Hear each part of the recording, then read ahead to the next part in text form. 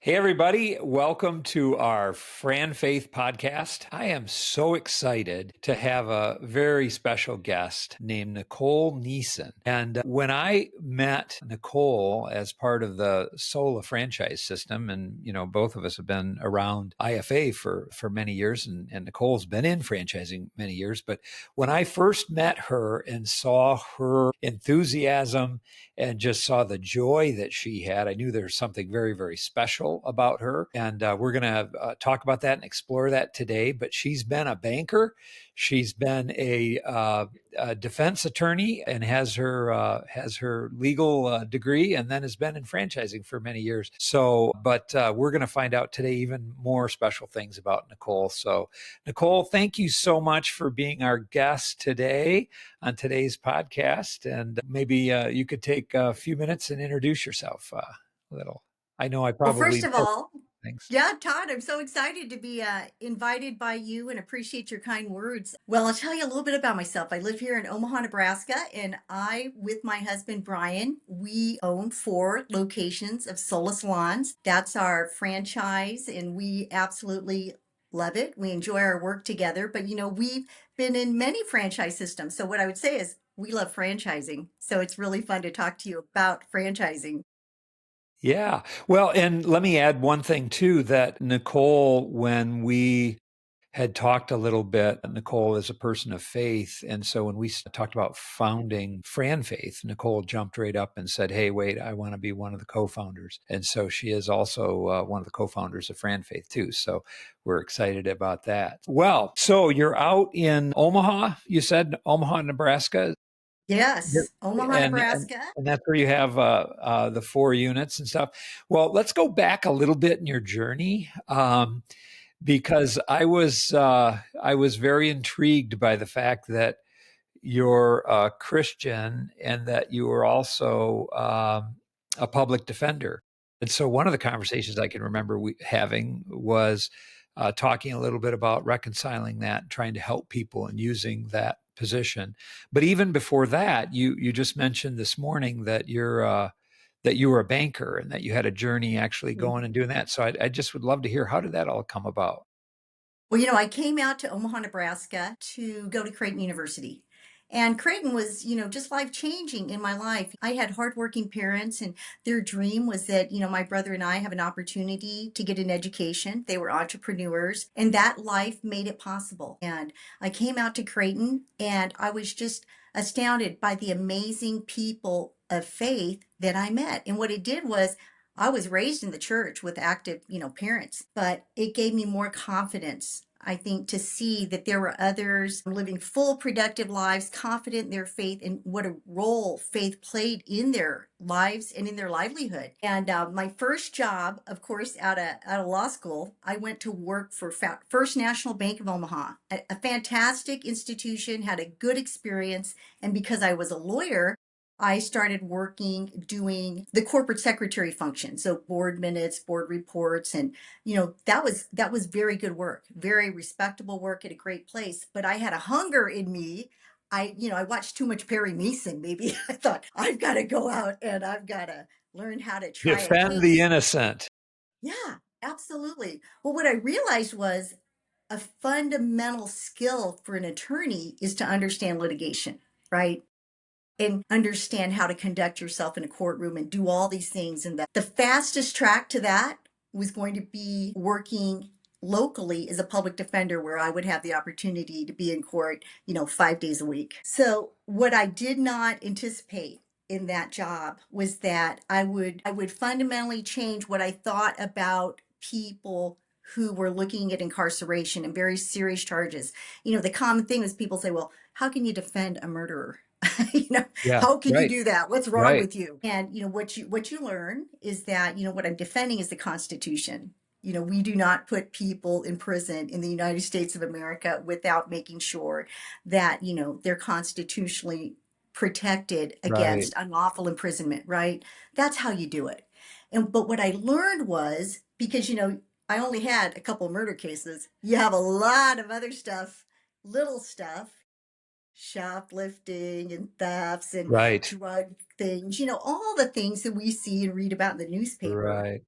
And what I learned was criminals, I come to believe, criminals are not born, they are made. And I say that because I saw a lot of poverty, a lot of single mothers raising men without support for from the community, Yeah. really struggling with people with a lack of education. And I grew in empathy Yeah. for people suffering. Yeah. Right. Right. Yeah. Well, it's interesting because when we come from being people of faith, we know that we're all sinful and we're all redeemed when we're believers. And so it's hard because we've all sinned, right? And so people make mistakes. And so to use that compassion and figure out how do you work through redemption, how do you work through corrective action. I mean, we have so many people in prisons today that it's just really hard. It would be great if we could work on stopping the recidivism and then getting them back Absolutely. You in realize when you can't deliver a legal result because the facts are the facts, right. what you can do is you can really be a testimony of encouragement and faith and encourage someone who's looking at a long period of incarceration to explore their own faith journey. Yeah, You know, Oftentimes when you're at your knees and don't know what to do, sometimes that draws us closer to the Lord. And I saw that absolutely. happen time and time again. And so you were part of that, ministering to a lot of your clients that Absolutely. you were defending and stuff. Yeah. Oh, that's so great.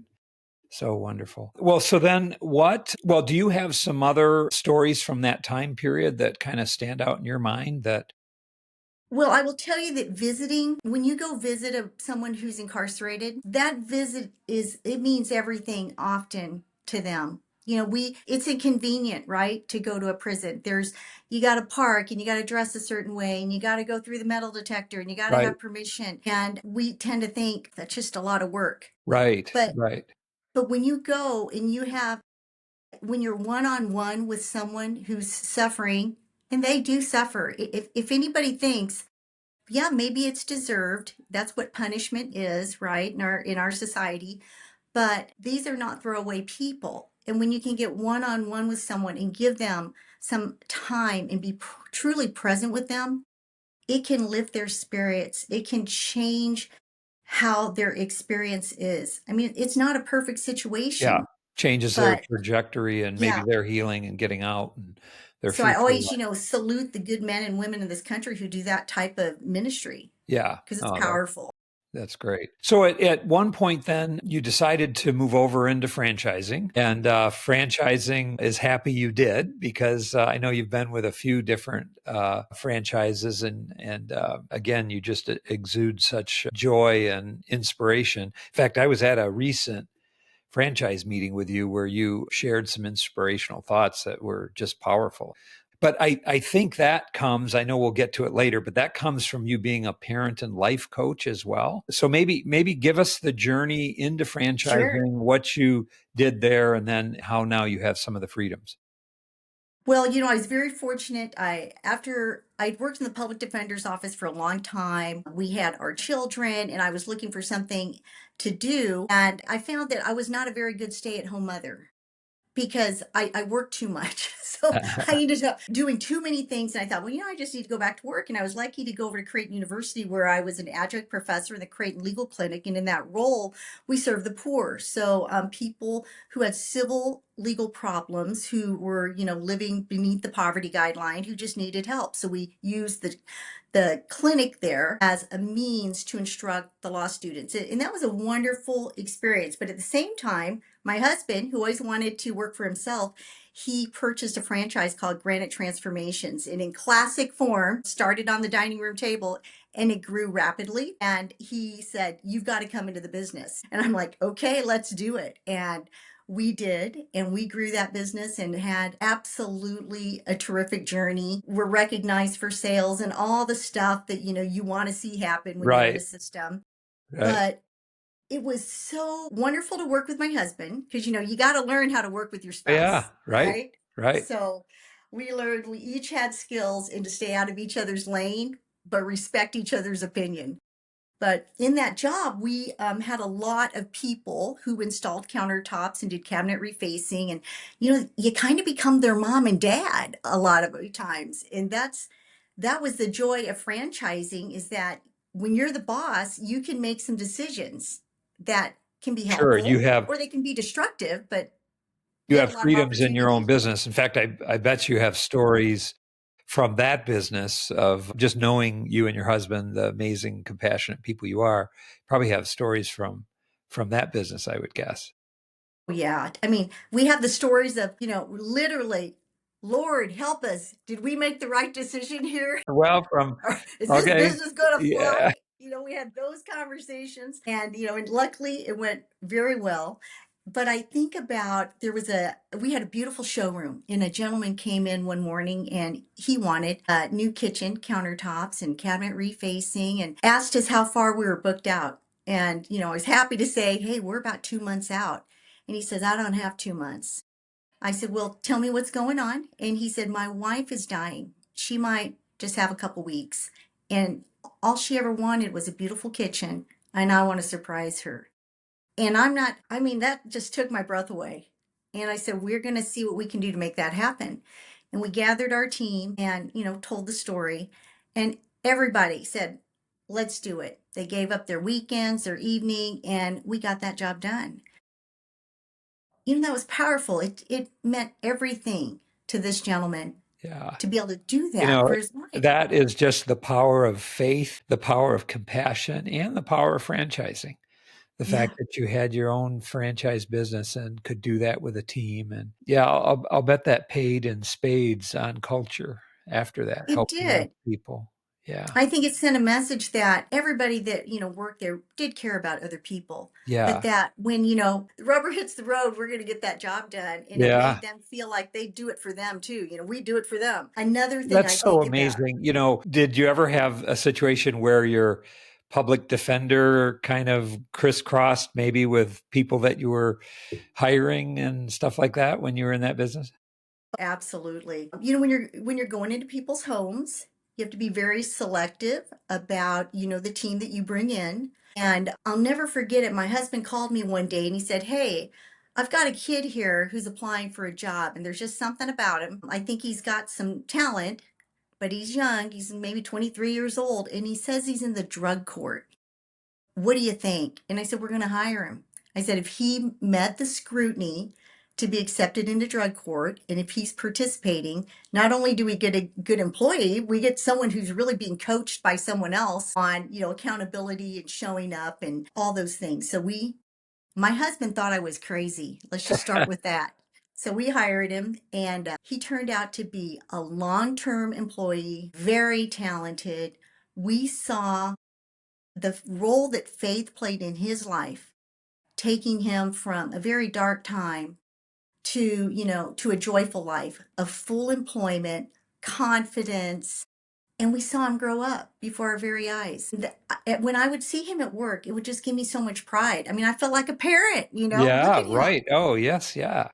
and he's, since he left our business because, he got a great opportunity and we were excited for him and saw him marry and have his own children. And we're still in contact. And often he has said, no one would take a chance on me, but you guys did. And I'm forever grateful. And it changed my life. And, it didn't mean he didn't have challenges, Right. Like but we all do. Yeah.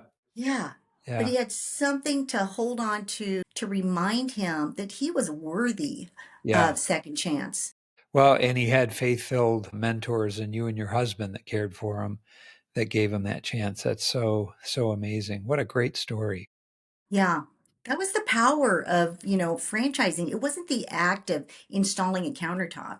It was the community and the joy of seeing others. Many of our employees started young, and to watch them buy homes and cars and have their own kids and invest in America was just Yeah. truly amazing. Right, right. So then did you come full circle and still have that business, or did you sell out and then now have, you mentioned you were in the Sola Salons. Yeah.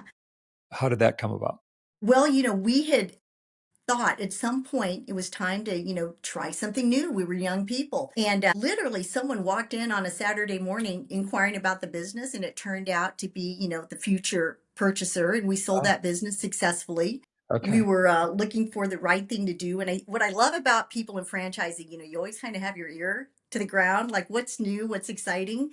And my husband is a passionate backyard bird feeder, and the local birdseed store that we would go to was closing. It was not a franchise concept. The owner was retiring. So we went to the next store down the street. It was a Wild Birds Unlimited. Yeah, right. Yeah, and we loved that franchise. And we walked in the door and told the owner, where we'd come from. And she said, I'm getting ready to retire. And immediately I said, well, guess what? I'm buying birdseed stores today. So we knew if the store down the street had closed and she was getting ready to retire, and, the store needed to be updated and some things, that this is going to work. And we bought the store. That's great.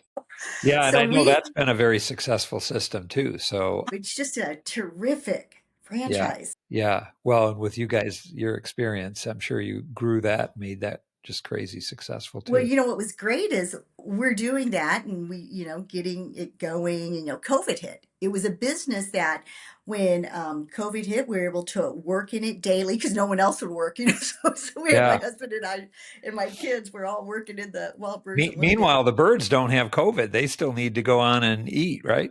Oh my gosh, that rocket launched our business because No, did people it were really? home Oh, watching the people are at home backyard feeding the birds. birds. Okay. So we switched. The Wild Birds is a smart franchise, and they added an omni retail, channel. And next thing you know, we're in the delivery and ordering and Wow. shipping business.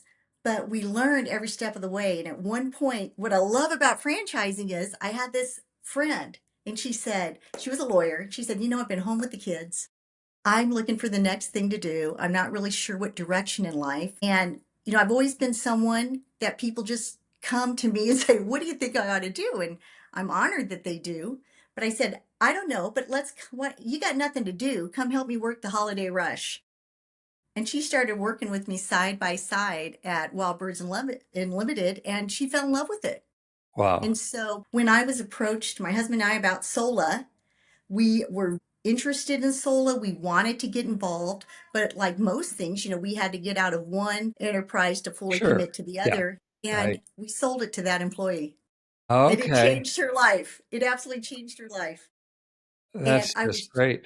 yeah, I was just with her. She had just come back, from their convention, and was on fire about Wild Birds Unlimited. The store looks fantastic. Her sales are doing great. She's got, she's hired a bunch of people, and I just couldn't be prouder of her. Wow. That's great. It's And so then you pivoted over into Sola. Yeah. And then did you buy any stores or did you build them all individually, or how did that journey go? And how many years was that ago? Oh gosh, when in You mentioned COVID. 2020, yeah, in 2020 Oh, we okay. got we started working on our deal with Sola. We bought a location, we started building it. We moved into that location in Lincoln, Nebraska, probably almost at the end of 2021. Okay. And at the same time that we, started to open that store, we had the opportunity to buy three existing stores from a retiring Omaha or retiring owner. So we have two in Omaha, one in Lincoln, and one in Sioux City, Iowa. So yeah, we got real busy real fast with Sola. Okay. That's great. Yeah, and I know you guys have been very successful with that as well. So you mentioned earlier a little bit about being a parent and life coach, and I'd love to hear more about that because it seems like you've got a big business, and I'm sure you have a lot of Sola pros and stuff that are working for you that you're influencing today. But clearly, you're influencing lots of people with your life coach and Right. parent Well, I coaching. think that one thing that happened that really was good for me was during this COVID time, we're running Wild Birds Unlimited. We're trying to make it all work. But someone came to me who was an executive retired from a company who's going to go volunteer his time to work at my local parish, St. Stephen the Martyr. And he said, Nicole, I need you to come over and help us get our stewardship program buttoned up. And I can remember thinking, no, I don't have time for that. But that really sat with me and my husband who is very supportive of me. He said, you know what? If that's the Lord calling you to service, Sure. we will find a way to make it work. Yeah. Yeah. Go do this. Yeah. And so, I worked in the bird business and did that, ministering during that time, being part of a team. It really opened my eyes about suffering for people and the challenges and all the loneliness and despair that was out there. And, it was a great privilege to work in that church. And, we business owners, we think we know a lot, right? Because we have to know a lot. Right. Right. But my education was lacking in terms of that there was so much suffering out there, so many people. And that suffering isn't always tied to, monetary things. There were people who had money, who could pay their bills, but had so many personal challenges, right? And it made me realize that in every family that you meet, and including my own, you might have a loved one who's struggling with addiction, struggling with self-harm, really having challenges. And I started to develop a skill set because I was a lawyer and a business owner that I could give people some decent direction. I couldn't solve their problem, but maybe I could give them some decent direction. Yeah. And You know, that was Nicole, amazing. yeah, I just believe that, God creates each one of us uniquely with unique gifts and talents, that each one of us are our own. And whether it was the young man that walked in that was in the county, court drug program, and then now turned his life around, and God is using him as a believer in his family, and he's gone on to success. But then he's given you such unique set of experiences, just like you said, the court system, and then being a business owner. And so it's interesting. God doesn't call us to be David or Moses or, or Mary out of the Bible. He calls us right where we are, right with the gifts and talents that he's uniquely given us and created in us. Well, and so many times, you don't want to listen, right? And that Yeah, voice right. gets a little bit louder. You're like, I'm busy. I don't have Yeah. time for this. Yeah. And, that little whisper in your I voice, know, and you answered that voice. I yeah, mean, you and your yeah. husband both, and it's just showing through in your life with blessing. You had shared some inspirations at our recent meeting too, and I would love to hear some of your thoughts on that, and maybe even how do you minister to some of your people today? I know you're doing this church work and you're doing the life coaching work. How do you minister to some of your Sola pros or Well, team the members? crazy thing is when I left, that church project was a temporary project in my life, and got back involved in our Sola business. I was so inspired at Sola because if you walk through the hallways of a Sola, to me, that is like walking through Main Street, downtown, Main Street America. You're going to see a lot of entrepreneurs with their storefront doing stylists, barbers, estheticians, med spas. And these were very inspirational people. And I found that I had so much admiration for them because they're small business, right? They weren't part of a franchise per se. They're independent operators, and I knew the challenges being an independent operator. So what I loved about love about Sola is that we have the chance to take a lot of our business and life experience and share that with people who are hungry for direction or just need the support in Right. their Need day-to-day need a life. And system. Yeah, we get excited that we're creating entrepreneurs that need a system, and Sola brings that. It not only brings the space, they have the support and the system, and even the camaraderie. It's an yeah, amazing environment like you described. when you see the men and women that are supporting their families and doing all the things because they have a place that supports their vision as a business owner, and being part of that just energizes you. And I found that in all these conversations, I'm trying to be better at my job as a Sola franchisee. And as much as I had worked with people and really thought I understood people, I realized that I needed to develop more skills to help others, because people come to you with really heavy problems. They're struggling maybe in a marriage or in their parenting or making a decision.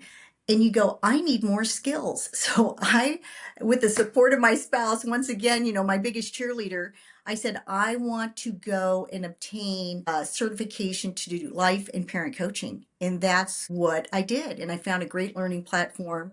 But I did this because I felt if people are going to come to you, that Right. you have a responsibility to provide good direction, Yeah. you know, because that you have a lot of power when you're given advice. So, Right. I always pray to God, give me the words, give me the wisdom, show me the way. And he does. Yes. Right. Right.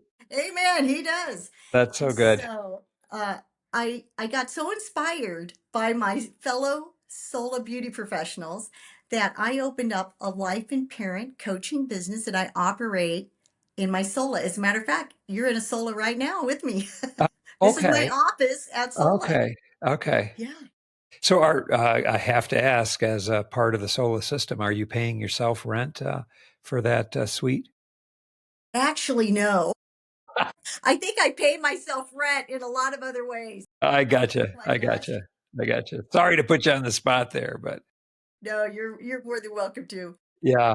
Oh, but Soul has truly been a blessing for my Yeah. husband and I, because it's the Soul business has introduced us to remarkable people, right? Not only fellow franchisees, which that's really what we love about, Yeah. franchising. We've met great friends, but just people in my community that are, within our solas. And that's a real pleasure to work with them and to support them. Now, there are hard days. We're like every couple in America, Yeah. You Right. got some hard days, and being in families, we all have the normal family struggles, but having faith in my life, faith as a couple, we pray for our children daily. We pray for each other. We pray for wisdom. That is a very important part of who we are. Yeah. And having lived through times, we experienced infertility as a young couple, Okay. and I can just remember being absolutely devastated. And I can remember coming into the house one day, and we had found out that we were open to adoption, and we had found out that a woman had changed her mind who wasn't going to place, and we were devastated. And I can remember just totally collapsing almost in my living room by myself and saying, God, help me. I give up. I don't know what to do. I was always a person, Todd, that if I needed more money, I just worked harder. If I needed more skills, I went out and, got them. And to have a problem that I could not solve with my own two hands in my Yeah. brain Yeah. Right. was almost unfathomable to me. And when I surrendered my need to Jesus, I was literally on the floor saying, I'm in tears. I can't do it anymore. Can you believe this happened at like 2 o'clock in the afternoon? My husband was at work and I'm a mess. I went into a kind of a deep sleep from just sheer mental exhaustion and frustration. And I got a phone call not a couple of hours later. And this woman says, You do not know me, but I've heard about you. And I have a friend who her son and his girlfriend are pregnant and they're looking for a couple to adopt that baby. And I want to talk to you about that. That's how we received my son. And when I think about that, it was in that total surrender. Jesus heard me. Yeah. Oh, right. He heard me And and how he often, delivered. yeah, how Yeah. often do we strive so hard when we could kind of put it in his hands and thrive in his arms? And so that's an amazing example of God answering prayer right there and then. And what was so crazy is the woman who called me, I live here in Omaha, Nebraska. She lived in Texas and my son was born in Springfield, Illinois. I mean, there was no possible way Wow. through the Lord this could have happened. Wow. So, yeah, Oh, my that's so greatest great. blessing in life came from total surrender. Amazing. Yeah. Amazing. Wow. Well, is there anything else that you would like to share? This has been such a special time, Nicole, just hearing about you and your heart, your business, your faith, and your success journey, and the struggles too that you shared. Mhm. That, when it's life struggles on a child or changing careers or being on your knees on your business, wondering what to do. It's not always easy, as you said. But clearly you've kept that joy and been blessed. But is there anything else we're missing or should share on your Well, journey? we've had a great conversation, and I would just, encourage anybody that, franchising has been a blessing. It's as difficult as any other business, but, being your own boss just gives you so much power for good. And the little things can be the big things for someone else Sure, sure. Yeah. Well, and and answer the call. as you mentioned that too, you've mentioned several franchises that you've been in that are good franchises. And as we kind of wrap up this FranFaith podcast, I think it's important if you're listening to this podcast or you're listening to this to connect with us. Connect with us at FranFaith. Connect with us on our Circles platform so that you can connect with other members. Because if you're even considering franchising, there's a lot of wisdom and experience and people that are faith-filled, in the room, if you will, once you connect with the platform that can probably help lead you to some of the good franchises. And so, because we want to keep franchising strong and keep franchising good. But you and your husband, Nicole, are such a huge blessing to franchising and to Sola and to any of the systems you've been in. We just thank you so much. Thanks for your help with FranFaith and being one of our co-founders. We appreciate you so much. Thank you, Todd. I'm so excited to see the future of FranFaith, and what you're working on is truly needed, important, and we want to invite everybody, right, Right. to partake. Right. Absolutely. All right. Thank you. You bet. Have a great